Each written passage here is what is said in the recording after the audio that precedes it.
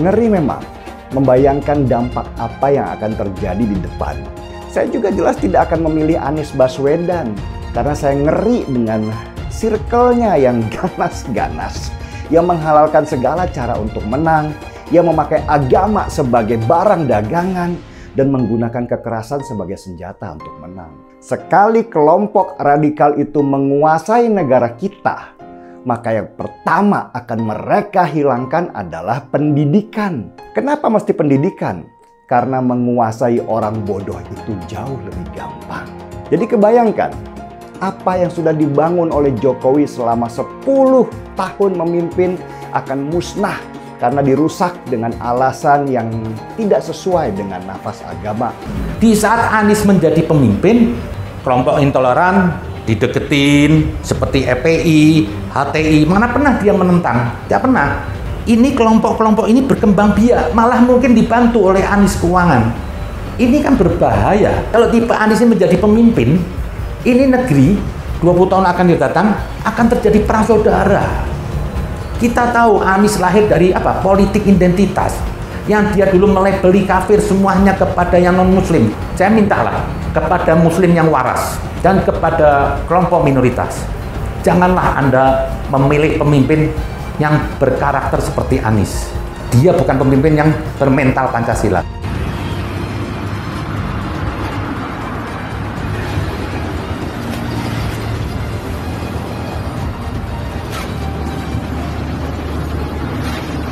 Dah.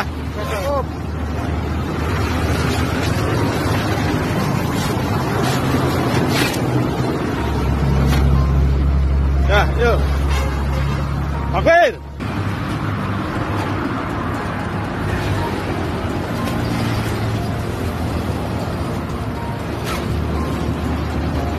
Umat Kristen di Indonesia memang minoritas, tapi jangan salah.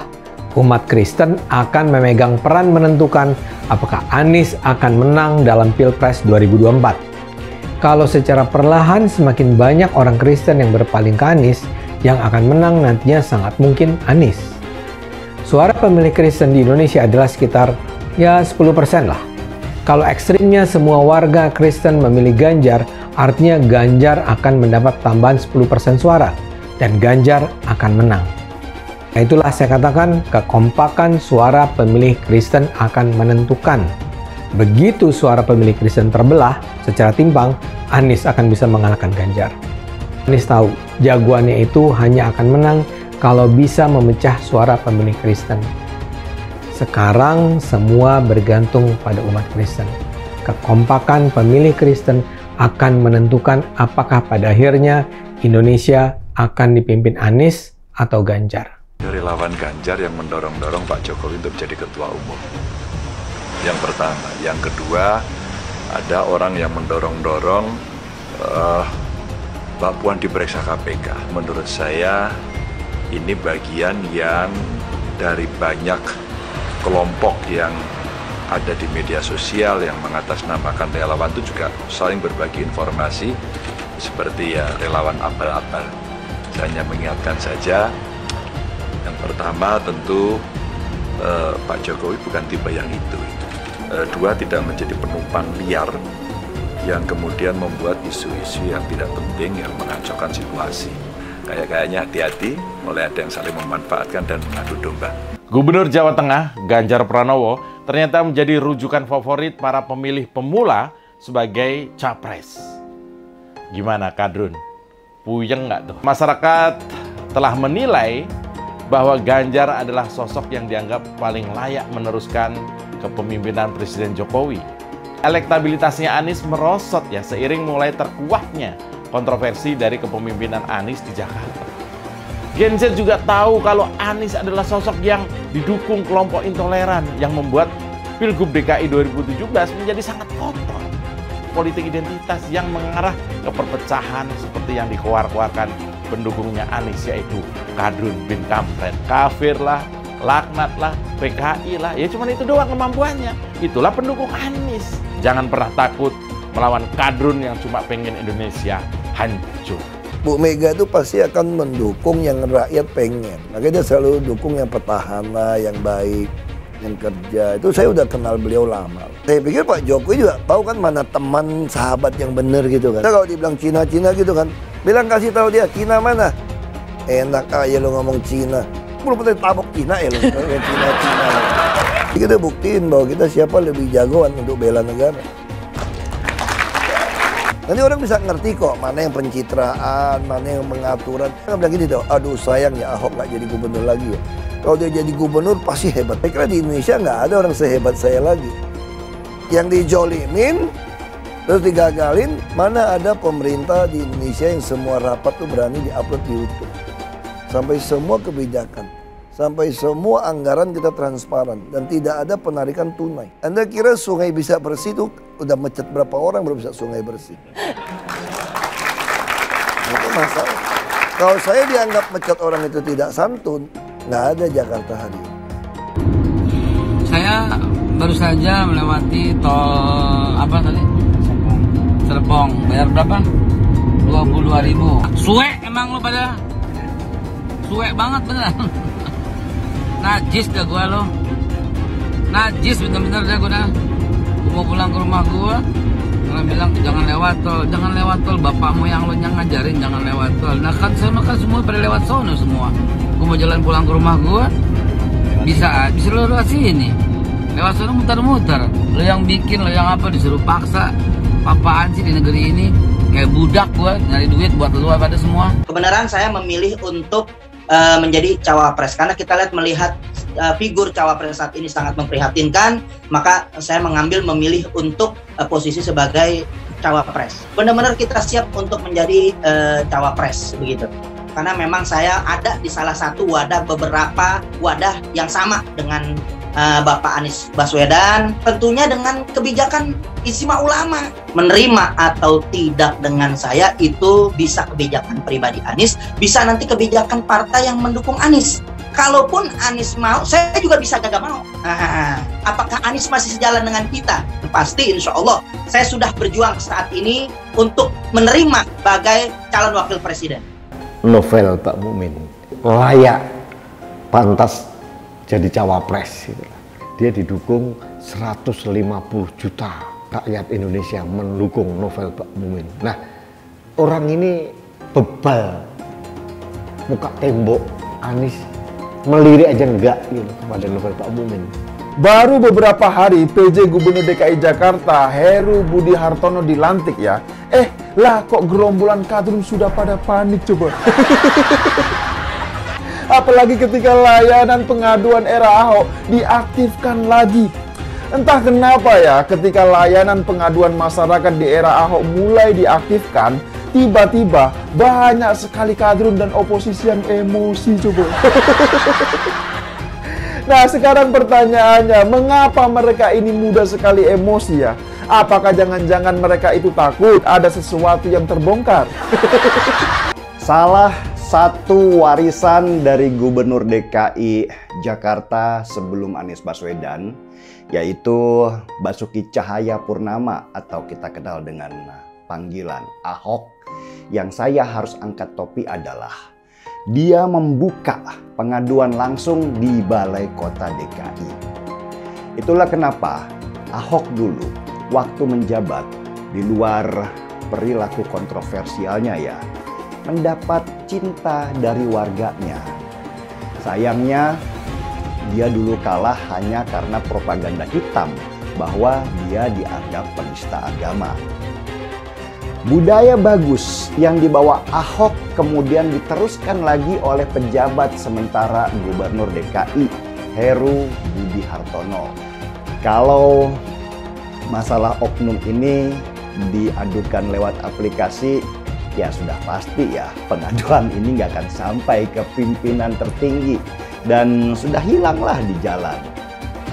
Oke, selamat bekerja Pak Heru Budi dan terima kasih Ahok sudah mewariskan budaya baik dengan membuka balai kota untuk pengaduan warga, dan juga terima kasih buat Anies, Gubernur Soleh, karena sudah mewariskan kepandaian berkata. Apakah deklarasi Capres itu akan menghalangi KPK untuk menghentikan atau melanjutkan proses itu? Nah, tentu deklarasi capres ini kan baru tahap awal. Belum tentu juga nanti dicalonkan ketika mulai pendaftaran. Saya pastikan proses penyelidikan akan terus berlanjut ya, sampai ditemukan suatu titik terang apakah itu perkara pidana. Kami lanjutkan dan kami tidak terpengaruh dengan deklarasi yang bersangkutan sebagai capres oleh salah satu parpol. Bang Surya Paloh yang saya amat hormati, seluruh keluarga besar Nasdem yang saya banggakan. Bismillah, kami terima, kami siap jalan bersama. Siap-siap juga Nasdem, bukan hanya mendapatkan puji sanjung, fitnah, syirik, dengki, khianat. Nah, itu akan dihadapi Nasdem itu. Sekali lagi saya katakan, Nasdem harus bersiap menghadapi situasi seperti itu. Kalau dengan Pastor Nasdem memilih Anies, Anies no. Anies no? Anies no. Bapak dukung siapa kalau bukan Anies? Ganjar yes. Oh, Pak Ganjar Pranowo. Iya betul. Anies itu apa? Ya kita bisa lihat ya record-nya. Ya pekerjaan-pekerjaannya dia. Bapak tidak terlalu bersimpati dengan Pak Anies. Ya, dia Anies tuh Pak Anies tuh gubernur ayat ya. Janji kampanye gubernur yang diimplementasikan tidak terrealisasi, misalnya DP 0 rupiah, program OKOC, naturalisasi sungai, termasuk program mandeknya program air bersih, mandeknya program sampah, dan yang terakhir dan yang sangat penting menurut catatan kami adalah tidak berkualitasnya pelayanan publik. Salam. Izinkan saya menyampaikan rasa syukur bahwa berkat atas izin Tuhan Yang Maha Kuasa, dan semoga hari ini menjadi hari bersejarah yang kita akan ingat dalam perjalanan hidup kita. Anies Baswedan mengunjungi gereja. Yang membuat saya aneh itu justru pernyataan dari pendeta dari gereja yang bersangkutan, malah menobatkan Anies Baswedan sebagai bapak kesetaraan. Tidak layak seorang Anies menyandang gelar bapak kesetaraan. Jangan Pak Pendeta ini mencoba menyesatkan masyarakat, mencoba memanipulasi sejarah. Jangan yang hitam dikatakan putih Pak Pendeta. Anies Baswedan belakangan ini tampil sebagai sosok toleran yang menghargai keberagaman. Mereka yang baru saja mengenal Anies mungkin akan dengan mudah terpesona dengan kata-kata dan langkah Anies. Kalau sekarang dia bicara soal persaudaraan antar umat, saya yakin dia tidak sungguh-sungguh meyakininya. Percaya? Saya sih nggak percaya. Anies memang sangat pintar merangkai kata-kata. Kita tak perlu percaya bahwa Anies adalah sosok pembela pluralisme dan toleransi.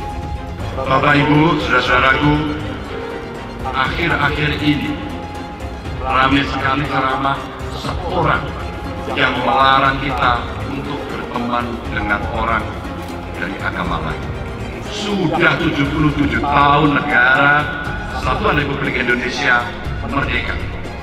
Bisa-bisanya masih ada ungkapan yang keluar seperti itu.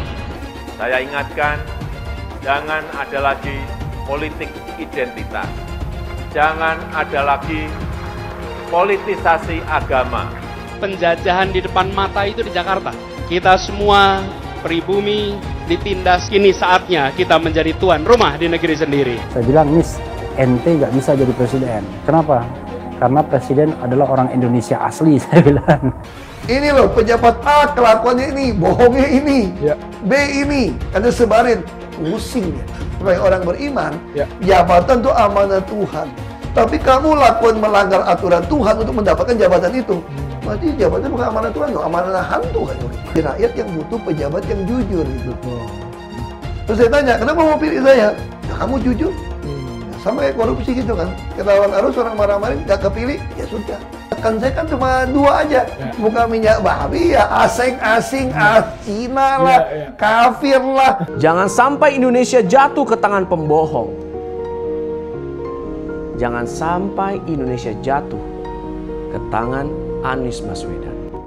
Anies Baswedan pasti akan mempertanggungjawabkan segala perbuatannya. Perbuatan kelebihan dana, kelebihan anggaran, kelebihan bayar.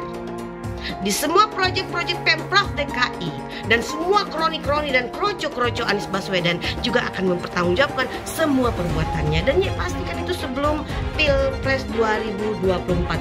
Apalagi sekarang JIS ini, kayaknya pastikan itu juga pasti ada kelebihan bayar. Pasti ada koruptornya di situ. Tinggal KPK menyelidiki anggaran yang ada di JIS. Dan habis itu baru hajarlah formula E. Kamu mau panggil saya hadap Tuhan Allah pun yang benar gua hadapin. Apalagi cuma BPK. Tenang, kalau BPK sudah periksa, nyatakan tidak ada kerugian, aman lah kita. Ada oknum BPK masuk penjara tuh DKI itu. Dikatakan cuma salah bayar atau kelebihan bayar mungkin ya. Jadi kalau saya pasti ada proses. Kalau BPK menyatakan tidak ada kerugian negara, aman Anda. Anda mungkin benar, kalau ada oknum BPK nyatakan Anda salah, selesai Anda. Kalau orang dulu mempersoalkan KPK mesti direvisi undang-undangnya, saya kira BPK yang harus direvisi undang-undangnya juga. Ini sebenarnya kasus korupsi. Kelebihan bayar ini sebenarnya ya, kalau secara hukum saya melihatnya ini sebenarnya bisa jadi kasus korupsi gitu. DKI yang kita harapkan, Anies Baswedan yang begitu jelas Islamnya, 4 tahun 8 bulan jadi gubernur. Mana peraturan pergub saja yang melarang migrasi? Mana perda Islam apalagi? Yang akhirnya tidak berani juga menegakkan hukum Islam. Banjir tetap banjir, macet tetap macet, kriminalitas Jakarta. Anda tahu, 2 menit sekali terjadi pencurian. Sekarang orang sedang euforia, dia mau dicapreskan. Bagaimana umat terjebak lagi, bodoh lagi, masuk lagi. Kalau misalnya memang Anies itu mau maju dan dia tekad mau menegakkan hukum Islam dan menyatakan perlawanan, saya peduli. Tapi dia tidak lakukan itu. Jangan hanya konsentrasi pada pembangunan benda-benda mati yang indah difoto dan bisa ditunjukkan dalam 5 tahun hasilnya. Kalau kita mau menilai sebuah janji, maka lihat janjinya, lalu lihat kenyataannya. Dulu janjinya apa ya? Dan ini melawan sunatullah. Kenapa? Air itu turun dari langit ke bumi, bukan ke laut. Harusnya dimasukkan ke dalam bumi, masukkan tanah. Di seluruh dunia air jatuh itu dimasukkan ke tanah. Bukan dialirkan pakai gorong-gorong raksasa ke laut. Jakarta telah mengambil keputusan yang fatal. Bukan banjir, itu memang parkir air. Bukan banjir, itu memang parkir air. Masyarakat berkeliling dengan membawa toa untuk memberitahu semuanya, termasuk sirine. DKI Bond 82 miliar. Apa alat transportasi yang dimiliki oleh hampir setiap orang? Alat transportasi yang dimiliki semua orang adalah kaki. Kalau seandainya orang Jakarta percaya Pak Anies jadi gubernur pun, saya berani jamin kok dia akan lakukan normalisasi yang sama seperti saya lakukan kok. Nggak usah bohong lah. Ketika air sampai di muara, maka siap untuk dipompa ke laut. Iblis hanya menggoda orang yang beriman. Makanya jarang-jarang orang kafir kerasukan setan. Yang kerasukan setan itu orang baik-baik. Jarang, saya belum pernah nengok Cina kerasukan setan. Pernah tak Ahok itu kerasukan setan?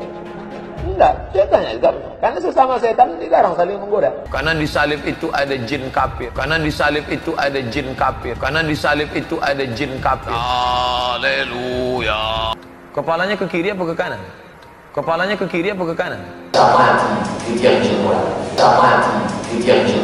Tetap percaya salib itu lambang mulia, bukan jin. Kok ketawa? Aku nggak nyindir siapa-siapa loh. Saya nggak pernah mundur untuk kebenaran, keadilan, kejujuran dan peri kemanusiaan. Gue nggak pernah mundur.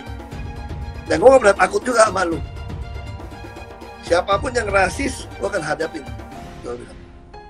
Karena rasis itu tidak berperi kemanusiaan. Sama saya ditanya dulu kan, kamu nyesel nggak statement kamu di Pulau Seribu sehingga masih masuk penjara? Tidak pernah nyesel. Karena saya mengatakan kebenaran. Hai semua, dengan saya Jonas Leong. Terima kasih banyak buat kalian penonton setia yang selalu menonton di channel ini. Saya secara personal sangat menghargai waktu kalian. Dan saya sudah menganggap kalian sebagai family karena kalian selalu support di channel ini. Bagi kalian yang selalu menuliskan opini kalian di kolom komen, saya baca komen kalian satu persatu. Saya baca komen kalian untuk mengetahui opini kalian, tanggapan kalian, dan masukan kalian sangat berguna untuk video selanjutnya. Terima kasih banyak buat kalian yang selalu menekan tombol like di awal video Video seperti ini membutuhkan waktu dan juga research. Dan ini semua gratis untuk kalian. Jadi pastikan kalian menekan tombol like-nya supaya saya mengetahui kalian menyukai konten yang saya bagikan. Saya ingat banget di tahun 2012-an, berasa sendirian berteriak-teriak di media sosial mengingatkan bahayanya radikalisme di Indonesia yang tumbuh cepat seperti jamur di musim hujan. Frustasi rasanya nggak ada yang peduli. Bahkan saya sering dimaki karena dianggap menistakan agama. Baru pada tahun 2016-an lah, saat awal-awalnya Pilgub DKI, semua terbongkar dan terang benderang. Ketika kelompok radikal itu keluar dari sarangnya semua dan mereka mendukung Anies Baswedan sebagai simbol perjuangan. Penting menunjukkan kepada mereka bahwa pemerintah tidak main-main dalam menegakkan kedaulatan bangsa supaya jangan dimasuki oleh tangan asing yang ingin memecah belah. Radikalisme itu berbahaya sekali, bukan hanya dalam masalah hubungan sosial kita dengan sesama anak bangsa yang berbeda suku, ras, dan agama, tapi juga buat ekonomi. Dan saya rasa itulah titik balik yang membuat kita semua akhirnya bersatu melawan mereka, mulai pemerintah, aparat, dan rakyat biasa. Memukul mundur kelompok itu sampai mereka terkaing-kaing ketakutan sembunyi di balik tong sampah. Dan di masa pemerintahan Jokowi ini, kelompok radikal benar-benar dihajar habis. HTI bubar, FPI bubar, Rizik dan Bahar ngandang. Dan semua kepala-kepala ular dibabat, tinggal krucil-krucilnya aja yang nggak berbahaya, yang memang dibiarkan buat hiburan. Orang bodoh cukup ditakut-takuti dengan dogma, dengan ancaman, dengan baju ulama, maka mereka akan nurut seperti kerbau yang dicucuk hidungnya. Ekonomi juga nggak akan berkembang karena mana ada sih negara yang mau investasi di negara kita kecuali mereka punya niat untuk merampok sumber daya alam. Sekali kelompok radikal itu menguasai negara kita, maka yang pertama akan mereka hilangkan adalah pendidikan. Kenapa mesti pendidikan? Karena menguasai orang bodoh itu jauh lebih gampang. Ngeri memang membayangkan dampak apa yang akan terjadi di depan kalau kita salah memilih pemimpin hanya karena berdasarkan dia agamanya apa, bukan dari latar belakang kemampuannya dia bekerja. Ibu kota negara baru yang dipersiapkan untuk mengalirkan ekonomi baru yang selama puluhan tahun terpusat di Jawa akan dihentikan juga dengan alasan tidak ada uang. IKN nanti akan jadi hambalang baru dan dijadikan monumen oleh mereka untuk mengejek kemajuan yang sudah dipersiapkan petanya untuk 100 tahun ke depan. Jadi kebayangkan apa yang sudah dibangun oleh Jokowi selama 10 tahun memimpin akan musnah karena dirusak dengan alasan yang tidak sesuai dengan nafas agama. Negara kita akan mundur puluhan tahun ke belakang dan akan diisi oleh banyak ormas-ormas yang sibuk memeras daripada bekerja menaikkan nilai sumber daya manusianya. Karena mencari pengganti itu gampang.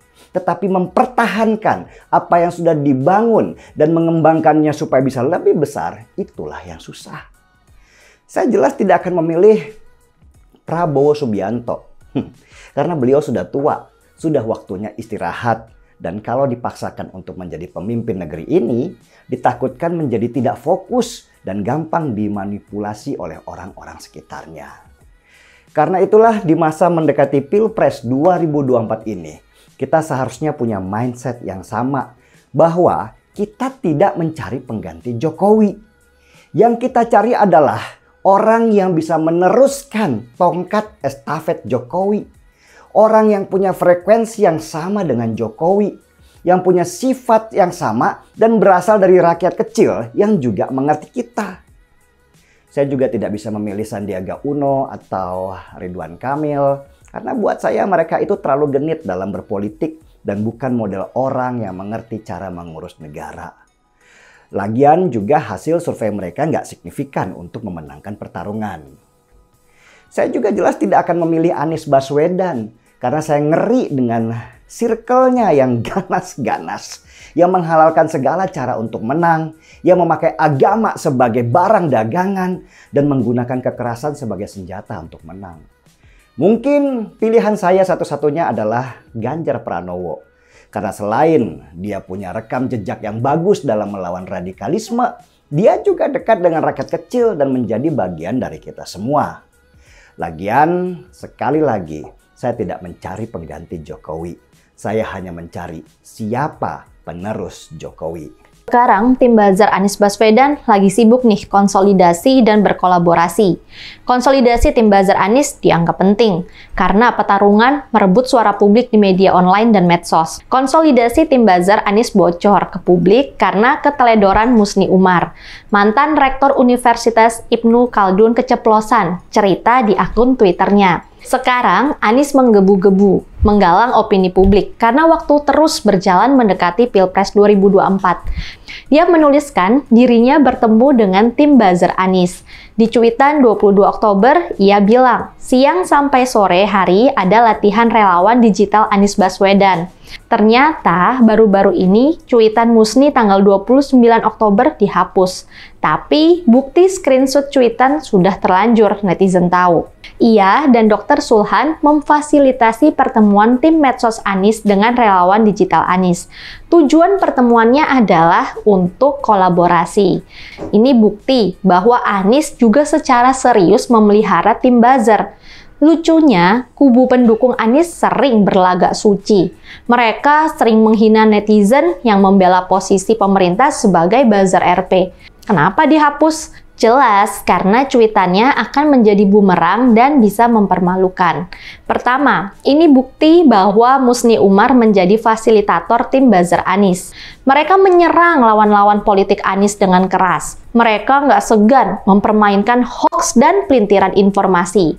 Tapi mereka lihai main kata-kata untuk tampil suci tanpa celah. Sekarang karena cuitan Musni, kita tahu buzzer Anies itu nyata adanya. Netizen yang kritis pada Anies dikutuk seolah pasti masuk neraka. Sedangkan buzzer yang membela Anies diberi julukan yang positif atau netral. Misalnya tim medsos dan relawan digital. Mereka menolak disebut buzzer. Padahal perilaku dan aktivitasnya ya persis seperti buzzer biasa. Pelatihannya di hotel loh, pasti tim buzzer dan medsos ini ada dananya. Mereka bukan aktivis sukarelawan biasa yang kerjanya gratisan. Pemanfaatan buzzer oleh Anies sebenarnya bukan baru sekarang saja. Malah mereka pakai pelatihan segala. Tujuannya tentu aktivitas buzzernya efektif. Mereka akan memulas habis citra Anies di mata publik agar jalan Anies menuju Pilpres 2024 lancar jaya. Sebelum tim buzzer dibentuk, MUI DKI diberi dana hibah oleh Pemprov DKI. Hibahnya sangat besar, nilainya 10,6 miliar rupiah. Buzzer bentukan MUI DKI diberi nama Cyber Army. Namanya keren ya, tapi kerjanya ya seperti buzzer biasa.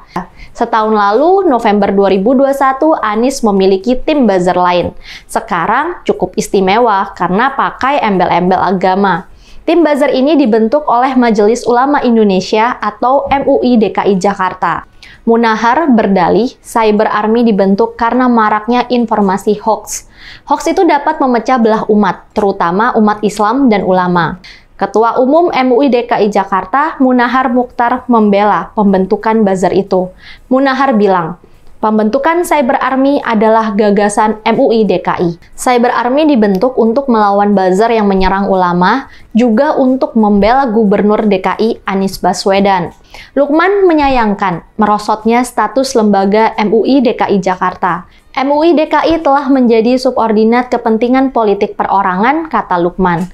Dengan terungkapnya konsolidasi buzzer ini, kubu Anies sebaiknya terus terang saja. MUI DKI membentuk pasukan cyber untuk membela Anies. Ini pasti nggak lepas dari hibah Pemprov DKI yang nilainya 10,6 miliar itu. Nggak usah mengklaim diri paling benar atau paling suci. Kita nggak bisa melarang Anies membentuk tim buzzer. Tapi, buzzer tetap harus dikontrol agar tidak menyebar hoax. Hai teman-teman, kalian tahu tidak? Saat ini kita dengan gampangnya bisa memiliki saham global seperti perusahaan Google, Apple, Facebook, dan lainnya. Kalian tinggal klik link di kolom deskripsi, lalu lakukan registrasi. Dan Anda semua berkesempatan untuk langsung mendapatkan welcome bonus. Kalian akan diberikan satu saham gratis secara acak sebagai welcome bonus. Seperti saham Tesla, Apple, Facebook, atau saham dunia lainnya. Menarik bukan? Cukup satu klik, kamu bisa investasi dengan mudah tanpa ribet. Tanpa dikenakan fee atau komisi. Cocok untuk investor pemula. Canggih dan gampang kan? Yuk daftar hari ini sebelum promo welcome bonus ditutup. Kenapa investasi di saham global? Karena jika kita lihat kenaikan saham global di tahun belakangan sangatlah fantastis. Dan mempunyai peluang yang sangat bagus ke depannya. Kalian juga berkesempatan untuk mendapatkan saham yang nilainya hingga $1.000 atau 15 juta rupiah. Registrasi dengan menekan link di kolom deskripsi untuk mendapatkan welcome bonus dan saham gratismu. Sebelum saya tutup, jangan lupa like video ini. Cuma deposit, kalian sudah bisa langsung mendapatkan cuan.